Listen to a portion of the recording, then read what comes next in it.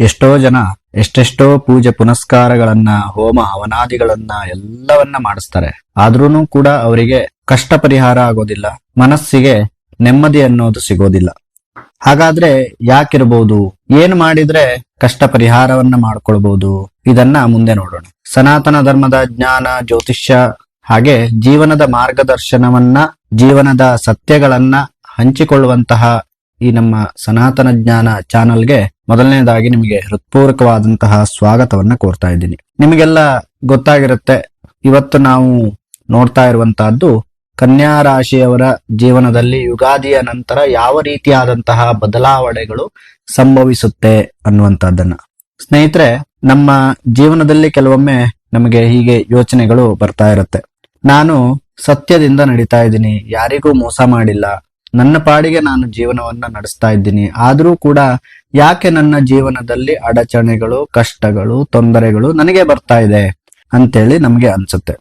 ಆದ್ರೆ ಕಷ್ಟ, ತೊಂದರೆ ಎಲ್ಲವೂ ಕೂಡ ಬರೇ ನಮಗೊಂದೇ ಅಲ್ಲ, ಇನ್ನೊತ್ತರಿಗೂ ಬರ್ತಾ ಇರುತ್ತೆ. ಇದಕ್ಕೆ ಈ ಪ್ರಶ್ನೆಗೆ ನಾನೊಂದು ಸಣ್ಣದಾದಂತಹ ಒಂದು ಕಥೆಯ ಮುಖಾಂತರ ನಿಮ್ಗೆ ತಿಳಿಸ್ತೀನಿ. ಒಂದು ಹಳ್ಳಿಯಲ್ಲಿ ಬಹಳ ಹಿಂದೆ ಒಬ್ರು ಜ್ಞಾನಿ ವಾಸವಾಗಿದ್ರು. ಒಂದು ದಿನ ಒಬ್ಬ ಯುವಕ ಅವರ ಬಳಿ ಬಂದು ನಮಸ್ಕಾರವನ್ನು ಮಾಡಿ ಕೇಳ್ತಾನೆ, ಸ್ವಾಮಿ, ನನ್ನ ಜೀವನದಲ್ಲಿ ಯಾವುದೂ ಕೂಡ ಸರಿಯಾಗಿ ನಡೀತಾ ಇಲ್ಲ. ನಾನು ಎಷ್ಟೇ ಪ್ರಯತ್ನ ಮಾಡಿದ್ರೂ ಕೂಡ ನನಗೆ ಯಾವುದರಲ್ಲೂ ಕೂಡ ಫಲ ಸಿಗ್ತಾ ಇಲ್ಲ. ನಾನು ತುಂಬಾ ದುಃಖಿತನಾಗಿದ್ದೇನೆ ನನ್ನ ಜೀವನದಲ್ಲಿ. ಇದಕ್ಕೆ ಏನ್ ಮಾಡ್ಬೇಕು ಅಂತೇಳಿ ಹೇಳಿದಾಗ ಆ ಜ್ಞಾನಿಗಳು ನಗ್ತಾರೆ. ಹಾಗೆ ನೀನೊಂದು ಕೆಲಸ ಮಾಡು ಅಂತೇಳಿ ಆ ಯುವಕನಿಗೆ ಒಂದು ಬೀಜವನ್ನ ಕೊಡ್ತಾರೆ. ಇದನ್ನ ತೆಗೆದುಕೊಂಡು ಹೋಗಿ ಭೂಮಿಯಲ್ಲಿ ಹಾಕಿ, ನೀರನ್ನ ಹಾಕಿ, ಸ್ವಲ್ಪ ದಿನ ಇದರ ಆರೈಕೆಯನ್ನ ಮಾಡು ಅಂತ ಹೇಳಿ. ಹಾಗೆ ಅವನು ಅದೇ ರೀತಿಯಾಗಿ ಮಾಡ್ತಾನೆ. ಕೆಲವು ದಿನಗಳು ಕಳೆಯುತ್ತೆ, ಬೀಜ ಮೊಳಕೆಯೊಡೆಯುತ್ತೆ, ಸಣ್ಣ ಸಸಿಯಾಗಿ ಅದು ಬೆಳೆಯುತ್ತೆ. ಆಗ ಆ ಜ್ಞಾನಿಗಳ ಹತ್ರ ಬರ್ತಾನೆ, ಸ್ವಾಮಿ, ನೀವು ಹೇಳ್ದಾಗೆ ಮಾಡಿದೀನಿ, ಮುಂದೇನು ಅಂತ ಹೇಳಿ. ಆಗ ಆ ಜ್ಞಾನಿಗಳು ಹೇಳ್ತಾರೆ, ನೋಡು, ಬೀಜ ಮೊಳಕೆಯಾಗ್ಬೇಕು ಅಂತಂದ್ರೆ ಮೊದಲು ಅದನ್ನ ನೀನು ಮಣ್ಣಿನಲ್ಲಿ ಹಾಕದೆ, ಮುಚ್ಚಿಟ್ಟೆ, ಅದರ ಮೇಲೆ ನೀರನ್ನ ಹೊಯ್ದೆ. ಆಗ ಏನಾಯ್ತು? ಅದರ ಮೇಲೆ ಒತ್ತಡ ಬಿತ್ತು, ಅದು ಕತ್ತಲೆಯಲ್ಲಿ ಕುತ್ಕೊಳ್ತು. ಆಮೇಲೆ ಅಲ್ವಾ ಅದು ಒಂದು ಬೀಜ ಮೊಳಕೆಯೊಡೆದು ಗಿಡವಾಗಿ ಹೊರಗಡೆ ಬಂದಿದ್ದು. ಇನ್ನು ಅದು ದೊಡ್ಡದಾಗತ್ತೆ, ಅದಕ್ಕೂ ಕೂಡ ಸ್ವಲ್ಪ ಸಮಯ ಬೇಕಾಗತ್ತೆ. ಅದಾದ ನಂತರ ಹೂವನ್ನೋ ಫಲವನ್ನೋ ಅದು ಕೊಡುತ್ತೆ. ಅದೇ ರೀತಿಯಾಗಿ ಜೀವನದಲ್ಲೂ ಕೂಡ ಸಂಕಷ್ಟಗಳು ಅನ್ನೋದು, ದುಃಖ ಅನ್ನೋದು ಬಂದಾಗ ಅದು ನಮ್ಮನ್ನ ಕುಗ್ಗಿಸೋದಕ್ಕೆ ಬರೋದಲ್ಲ, ನಮ್ಮನ್ನ ಎಚ್ಚರಗೊಳಿಸೋದಕ್ಕೆ, ನಮ್ಮನ್ನ ಬೆಳೆಸೋದಕ್ಕೆ ಅದು ಬರುವಂತಹದ್ದು. ಏನೋ ಒಂದು ಕಷ್ಟ ಬಂದಿದೆ ಅಂತ ಆದಾಗ ನಾವು ಕತ್ತಲೆ ಕೋಣೆಯಲ್ಲಿ ಕುತ್ಕೊಂಡು ನಂದೆಲ್ಲ ಮುಗಿದೋಗಿದೆ ಅಂತೇಳಿ ವಿಚಾರವನ್ನ ಮಾಡೋದಲ್ಲ. ಆ ಕಷ್ಟ ಅನ್ನುವಂತಹ ಕತ್ತಲೆಯಿಂದ ಬೆಳಕಿನೆಡೆಗೆ ನಾನು ಹೇಗೆ ಬರಬೇಕು, ಯಾರ ಮಾರ್ಗದರ್ಶನವನ್ನ ತೆಗೆದುಕೊಳ್ಬೇಕು, ಯಾವ ಕೆಲಸವನ್ನ ಮಾಡಬೇಕು ಅನ್ನೋದನ್ನ ನಾವು ಆ ಸಮಯದಲ್ಲಿ ವಿಚಾರವನ್ನ ಮಾಡಿ, ನಮ್ಮಲ್ಲಿ ನಾವು ಧೈರ್ಯವನ್ನ ತೆಗೆದುಕೊಂಡು ಕತ್ತಲೆಯಿಂದ ಹೊರಗಡೆ ಬಂದಾಗ ಮಾತ್ರ ನಮ್ಮ ಮುಂದಿನ ಜೀವನ ಅನ್ನುವಂತಹದ್ದು ಬೆಳಕಿನೆಡೆಗೆ ಹೋಗೋದಕ್ಕೆ ಸಾಧ್ಯ ಆಗತ್ತೆ. ಇಲ್ಲ ಅಂತಾದ್ರೆ 90% ಜನ ಏನು ಇವತ್ತು ದುಃಖದಲ್ಲಿ ತೊಡಗಿದ್ದಾರೆ ಯಾವುದೇ ಒಂದು ಕಷ್ಟ ಬಂದಾಗ, ಅದೇ ರೀತಿಯಾಗಿ ಪ್ರತಿಯೊಬ್ಬರೂ ಕೂಡ ಜೀವನವನ್ನ ಸಾಗಿಸ್ಕೊಂಡು ಮುಂದೊಂದು ದಿನ ಕಾಲವನ್ನ ಕಳಿಬೇಕಾಗತ್ತೆ ಅಲ್ವಾ? ಇದನ್ನ ನೆನಪಿನಲ್ಲಿಟ್ಕೊಳ್ಳಿ.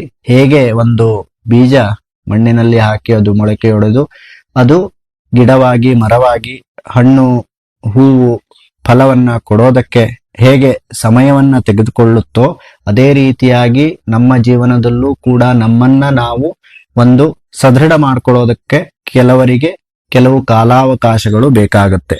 ಅಲ್ಲಿಯ ತನಕ ತಾಳ್ಮೆಯಿಂದ ಇರಬೇಕು. ಅಲ್ಲಿಯ ತನಕ ಯಾವ ರೀತಿಯಾದಂತಹ ಕೆಲಸವನ್ನ ಮಾಡಬೇಕು ಅದನ್ನ ನಾವು ಮಾಡ್ತಾ ಹೋಗ್ಬೇಕು. ಬಾಂಧವರೇ, ಕನ್ಯಾ ರಾಶಿಯವರಿಗೆ ಈ ವರ್ಷದ ಆರಂಭದಲ್ಲಿ ಸ್ವಲ್ಪ ಕಷ್ಟದ ಅನುಭವಗಳು ನಿಮಗೆ ಕಾಣಿಸುತ್ತೆ. ಕೆಲವರಿಗೆ ಆರೋಗ್ಯದಲ್ಲಿ ತೊಂದರೆ ಉಂಟಾಗುವಂತಹದ್ದು, ಕೆಲವರಿಗೆ ಕೆಲಸದಲ್ಲಿ ಉತ್ಸಾಹನೇ ಇಲ್ಲದೆ ಇರುವಂತಹದ್ದು. ಯಾಕೆ ಅಂತ ಕೇಳಿದ್ರೆ, ಕೆಲವರಲ್ಲಿ ಯಶಸ್ಸು ಪದೇ ಪದೇ ಕಡಿಮೆಯಾದಾಗ ಈ ರೀತಿಯಾಗಿ ಕೆಲಸದಲ್ಲಿ ಉತ್ಸಾಹ ಬರದೇ ಇರುವಂತಹದ್ದು ಸಹಜ. ಆದ್ರೆ ಧೃತಿಗೆಡಬೇಡಿ. ಯಾವಾಗ ನಿಮಗೆ ಈ ರೀತಿಯಾದಂತಹ ಸಿಚುವೇಶನ್ ಬರುತ್ತೋ, ನೀವು ಇನ್ನೂ ಹೆಚ್ಚಿನದಾಗಿ ನಾನು ಕೆಲಸ ಮಾಡ್ತೀನಿ ಅಂತ ಹೇಳಿ ಮುಂದೆ ಹೋಗ್ಬೇಕಾಗತ್ತೆ. ನೀವು ಎಷ್ಟು ನಿರೀಕ್ಷೆ ಮಾಡ್ತೀರಾ ಅಷ್ಟು ನಿಮಗೆ ಲಾಭ ಸಿಗದೇ ಇರುವಂತಹದ್ದು, ಈ ರೀತಿಯಾದಂತಹ ಅನುಭವಗಳಾಗಬಹುದು. ಹಾಗೆ ಪಾರ್ಟ್ನರ್ಶಿಪ್ ಅಲ್ಲಿ ವ್ಯವಹಾರವನ್ನ ಮಾಡ್ತಾ ಇರುವಂತವರಿಗೆ ಕಂಪನಿಯಲ್ಲಿ ಕೆಲಸವನ್ನ ಮಾಡ್ತಾ ಇರುವಂತವರಿಗೆ ಕೆಲವೊಮ್ಮೆ ಕೆಲಸ ನಿಧಾನವಾಗಿ ಸಾಗುವಂತಹದ್ದು, ನೀವು ಅನ್ಕೊಂಡ ರೀತಿಯಲ್ಲಿ ಕೆಲಸ ಆಗದೆ ಇರುವಂತಹದ್ದು, ಅಥವಾ ಕೆಲಸದಲ್ಲಿ ಒತ್ತಡ ಬರುವಂತಹದ್ದು, ಯಾರಿಂದನೂ ಸಹಾಯ ಸಹಕಾರ ಸಿಗದೆ ಇರುವಂತಹದ್ದು, ಈ ರೀತಿಯಾಗಿ ಆಗತ್ತೆ. ಒಂದು ನೆನ್ಪಿಟ್ಕೊಳ್ಳಿ, ನಿಮ್ಮ ಜೀವನಕ್ಕೆ ನೀವೇ ಆಧಾರ ಸ್ತಂಭ ಆಗಿರ್ಬೇಕು. ಇನ್ನೊಬ್ಬರನ್ನ ಅವಲಂಬಿತರಾಗಿ ನೀವು ಜೀವನವನ್ನ ಮಾಡೋದು ಸರಿಯಲ್ಲ. ಹಾಗೆ ಈ ಸಮಯದಲ್ಲಿ ಮನಸ್ಸಿಗೆ ಅಶಾಂತಿ ಕೂಡ ಹೆಚ್ಚಾಗಬಹುದು. ತಂದೆ ತಾಯಿಯರ ಆರೋಗ್ಯದ ವಿಷಯದಲ್ಲಿ ಸ್ವಲ್ಪ ಕಾಳಜಿಯನ್ನ ವಹಿಸಬೇಕಾಗತ್ತೆ. ಹಾಗೆ ದಾಂಪತ್ಯ ಜೀವನದಲ್ಲೂ ಕೂಡ ಸ್ವಲ್ಪ ಸಣ್ಣ ಪುಟ್ಟ ಮನಸ್ತಾಪಗಳು ಬಂದೊದಗಬಹುದು. ಹಾಗೆ ಅದನ್ನೆಲ್ಲ ಸರಿಯಾದ ರೀತಿಯಲ್ಲಿ ಶಾಂತ ಮನಸ್ಸಿನಿಂದ ನೀವು ಪರಿಹಾರವನ್ನ ಮಾಡ್ಕೊಳ್ಬಹುದಾಗಿದೆ. ಇನ್ನು ಯಾರ್ಯಾರು ನ್ಯಾಯಾಲಯದ ಪ್ರಕರಣಗಳಲ್ಲಿ ತೊಡಗಿಕೊಂಡಿದ್ದೀರಾ, ಆ ಎಲ್ಲ ಕೆಲಸಗಳು ನಿಧಾನವಾಗಿ ಸಾಗುವಂತಹ ಸಾಧ್ಯತೆ, ವಿಳಂಬ ಆದ್ರೂ ಕೂಡ ಸ್ವಲ್ಪ ದಿನದಲ್ಲಿ ಅದು ಬಗೆಹರಿಯುತ್ತೆ. ಹಾಗಾಗಿ ಅದರಲ್ಲಿ ಅಷ್ಟೊಂದೇನು ಚಿಂತೆ ಬೇಡ. ವಿದ್ಯಾರ್ಥಿಗಳಲ್ಲಿ ಕೆಲವೊಮ್ಮೆ ಉನ್ನತ ಶಿಕ್ಷಣಕ್ಕಾಗಿ ಹಣಕಾಸಿನ ತೊಂದರೆ ಆಗುವಂತದ್ದು, ಈ ರೀತಿಯಾಗಿ ಸಮಸ್ಯೆ ಉಂಟಾಗಬಹುದು. ಧಾರ್ಮಿಕ ಕಾರ್ಯಗಳಲ್ಲೂ ಕೂಡ ಕೆಲವೊಮ್ಮೆ ಅಡಚಣೆಗಳು ನಿಮಗೆ ಬರ್ತಾ ಇರಬಹುದು. ಈ ಎಲ್ಲ ಸಂದರ್ಭದಲ್ಲಿ ಒಂದು ಪ್ರಶ್ನೆ ಮನಸ್ಸಿನಲ್ಲಿ ನಿಮ್ಗೆ ಬರಬಹುದು, ಈ ಎಲ್ಲ ಕಷ್ಟಗಳು ಯಾವಾಗ ಮುಗಿಯುತ್ತೆ ಅನ್ನೋದು ಅಲ್ವಾ? ಇದು ಸರ್ವೇ ಸಾಮಾನ್ಯ. ಪ್ರತಿಯೊಬ್ಬರಿಗೂ ಈ ಒಂದು ಪ್ರಶ್ನೆ ಕಾಡುತ್ತೆ, ಅಯ್ಯೋ ಯಾವಾಗಪ್ಪ ಈ ಕಷ್ಟ ಮುಗಿದೋಗುತ್ತೆ, ನಮ್ಗೆ ಕಷ್ಟ ಮುಗಿದ್ರೆ ಸಾಕು ಅಂತೇಳಿ. ಕನ್ಯಾ ರಾಶಿಯವರಿಗೆ ಇಲ್ಲಿ ಮಹತ್ವದ ವಿಷಯ, ಈ ವರ್ಷ ನಿಮ್ಗೆ ಗುರುಗ್ರಹದ ಅನುಗ್ರಹ ಈ ವರ್ಷನೂ ಕೂಡ ಇದೆ. ಗುರು ಅಂತಂದ್ರೆ ನಾವು ಜ್ಞಾನ, ಗುರು ಅಂದ್ರೆ ಮಾರ್ಗದರ್ಶನ ಅಂತ ಹೇಳಿ ಕರಿತೀವಿ. ಆದ್ರಿಂದ ಈ ವರ್ಷ ನಿಮಗೆ ಜೀವನದಲ್ಲಿ ಒಂದು ಬದಲಾವಣೆ ಖಂಡಿತವಾಗಿಯೂ ಸಂಭವಿಸುತ್ತೆ. ಯುಗಾದಿಯ ನಂತರ ಸ್ವಲ್ಪ ನಿಧಾನವಾಗಿ ನಿಮಗೆ ಆರಂಭ ಆಗತ್ತೆ.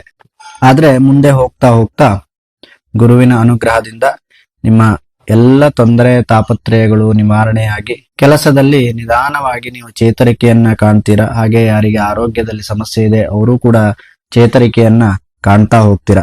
ಮೊದಲಿಗೆ ನಿಮ್ಗೆ ಏನ್ ಬೇಕು ಅಂತಂದ್ರೆ, ಈಗ ಕತ್ತಲೆಯಲ್ಲಿ ನಾವು ದೀಪವನ್ನು ಬೆಳಗ್ದಾಗ ಹೇಗೆ ಕತ್ತಲೆ ದೂರವಾಗಿ ಬೆಳಕು ಎಲ್ಲ ಕಡೆ ಪಸರಿಸುತ್ತೋ, ಅದೇ ರೀತಿಯಾಗಿ ಕನ್ಯಾ ರಾಶಿಯವರಿಗೆ ನಿಮ್ಮ ಜ್ಞಾನದ ದೀಪ ಅನ್ನುವಂಥದ್ದಿದೆ. ಆ ಜ್ಞಾನದ ದೀಪವನ್ನ ನೀವು ಬೆಳಗಿದ್ರೆ ಸಮಸ್ಯೆಗಳೆಲ್ಲವೂ ಕೂಡ ನೀವು ದೂರ ಮಾಡ್ಕೊಳ್ಬಹುದು. ಜೂನಿಂದ ಅಕ್ಟೋಬರ್ ವರೆಗೆ ಹೊಸ ಒಂದು ಹಂತ ಪ್ರಾರಂಭ ಆಗತ್ತೆ. ಬೇರೆ ಬೇರೆ ಮೂಲಗಳಿಂದ ಹಣ ಬರುವಂತಹದ್ದು, ರಾಜಕೀಯ ಕ್ಷೇತ್ರದಲ್ಲಿಯೂ ಕೂಡ ಪ್ರಗತಿ, ವಿದ್ಯಾಭ್ಯಾಸದಲ್ಲೂ ಪ್ರಗತಿ, ಹಾಗೆ ಸ್ವಂತ ಉದ್ಯೋಗ ಇರಬಹುದು, ಕಂಪನಿಗಳಲ್ಲಿ ಕೆಲಸ ಮಾಡುವಂತವರು, ಹಾಗೆ ಹೊಸ ಉದ್ಯೋಗವನ್ನ ನೋಡ್ತಾ ಇರುವಂತವರು, ಅವರೆಲ್ಲರಿಗೂ ಕೂಡ ಇದು ಶುಭ ಸಮಯ. ಮನೆಯಲ್ಲಿ ಪೂಜೆ ಪುನಸ್ಕಾರಗಳು, ಮಂಗಳ ಕಾರ್ಯಗಳು ನಡೆಯುವಂತಹ ಸಾಧ್ಯತೆಗಳು ಹೆಚ್ಚಾಗಿ ಕಾಣಿಸುತ್ತೆ. ಪಾರ್ಟ್ನರ್ಶಿಪ್ ವ್ಯವಹಾರದಲ್ಲಿ ಇರುವಂತವರಿಗೆ ಅಥವಾ ಸ್ವಂತ ಉದ್ಯೋಗವನ್ನ ಮಾಡ್ತಾ ಇರುವಂತವರಿಗೆ ಅತ್ಯುತ್ತಮವಾದಂತಹ ಲಾಭವನ್ನ ನೀವು ಪಡ್ಕೋತೀರಾ.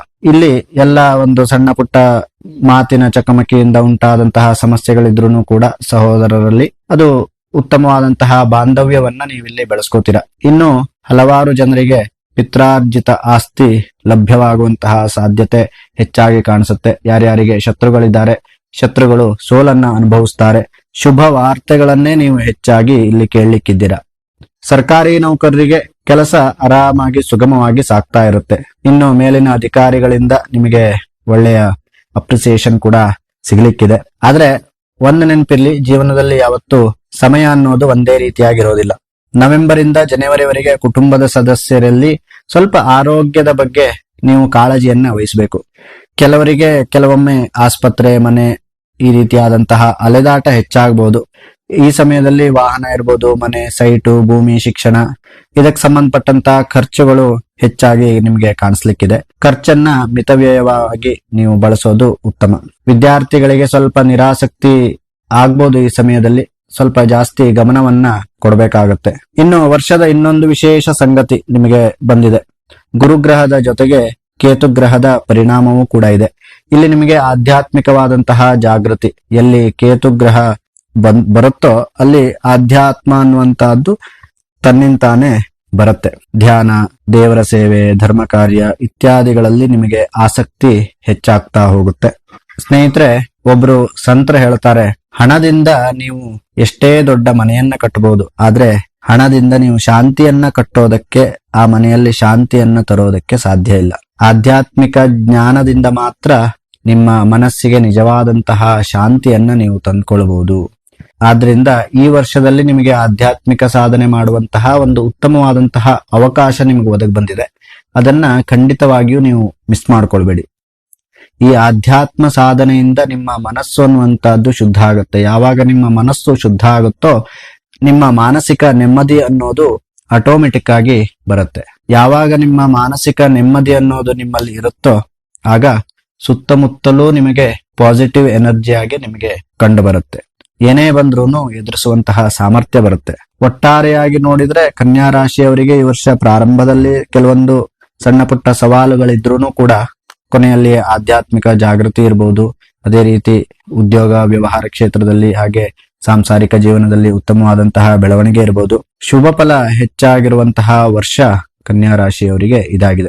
ಈ ಎಲ್ಲ ಮಾಹಿತಿಗಳು ನಿಮಗೆ ಉಪಯುಕ್ತ ಆಗಿದೆ ಅಂತ ಹೇಳಿ ನಾನು ಭಾವಿಸ್ತಾ ಇದ್ದೀನಿ. ಹಾಗೆ ಪ್ರತಿ ಬುಧವಾರ ಹಾಗೂ ಗುರುವಾರ ಜ್ಯೋತಿಷ್ಯ ಚಿಂತನೆಯನ್ನ ಮಾಡಲಾಗುತ್ತೆ. ಯಾರ್ಯಾರಿಗೆ ಪ್ರತ್ಯೇಕವಾಗಿ ನಿಮ್ಮ ಭವಿಷ್ಯವನ್ನ ತಿಳ್ಕೊಳ್ಬೇಕು, ನಿಮ್ಮ ಜಾತಕದ ಪರಿಶೀಲನೆಯನ್ನ ಮಾಡಬೇಕು, ಮೊದಲೇ ನಮಗೆ ಕಾಂಟ್ಯಾಕ್ಟ್ ಮಾಡಿ, ವಾಟ್ಸಪ್ ಮುಖಾಂತರ ಕಾಂಟ್ಯಾಕ್ಟ್ ಮಾಡಿ ನಿಮ್ಮ ಹೆಸರನ್ನ ನೋಂದಾಯಿಸಿಕೊಂಡು ಪರಿಹಾರವನ್ನ ಪಡ್ಕೊಳ್ಳಿ ಅಂತೇಳಿ ಹೇಳ್ತಾ ಇವತ್ತಿನ ವಿಡಿಯೋವನ್ನ ಮುಗಿಸ್ತಾ ಇದ್ದೀನಿ. ಇನ್ನೂ ಹೆಚ್ಚಿನ ವಿಷಯಗಳೊಂದಿಗೆ ಮುಂದಿನ ವಿಡಿಯೋದಲ್ಲಿ ನಾವು ಭೇಟಿಯಾಗೋಣ. ಯಾವ ವಿಷಯವನ್ನ ನೀವು ತಿಳಿದುಕೊಳ್ಬೇಕು ಅಂತಿದ್ದೀರಾ ಅದರ ಬಗ್ಗೆ ಕಾಮೆಂಟ್ ಮೂಲಕ ನಮಗೆ ತಿಳಿಸಿ. ಸಾಧ್ಯ ಆದ್ರೆ ಅದರ ಬಗ್ಗೆ ನಾವು ವಿಡಿಯೋವನ್ನ ಮಾಡೋದಕ್ಕೆ ಹೆಚ್ಚು ಅನುಕೂಲ ಆಗುತ್ತೆ. ಬಾಂಧವರೇ, ಎಲ್ಲರಿಗೂ ಒಳ್ಳೇದಾಗ್ಲಿ. ಸಚ್ಚಿಂತನೆಯನ್ನ ಮಾಡಿ, ಹೆಚ್ಚಿನ ಕೆಲಸವನ್ನ ಮಾಡಿ, ನಿಮ್ಮ ಆರೋಗ್ಯದಲ್ಲಿ ಗಮನವನ್ನಿಟ್ಕೊಳ್ಳಿ, ಮನಸ್ಸನ್ನ ಹತೋಟಿಯಲ್ಲಿಟ್ಕೊಳ್ಳಿ. ಎಲ್ಲವೂ ಒಳ್ಳೇದಾಗುತ್ತೆ ಅಂತೇಳಿ ಹೇಳ್ತಾ ವಿಡಿಯೋವನ್ನ ಮುಗಿಸ್ತೀನಿ. ಧನ್ಯವಾದಗಳು. ಸರ್ವೇ ಜನಾಃ ಸುಖಿನೋ ಭವಂತು.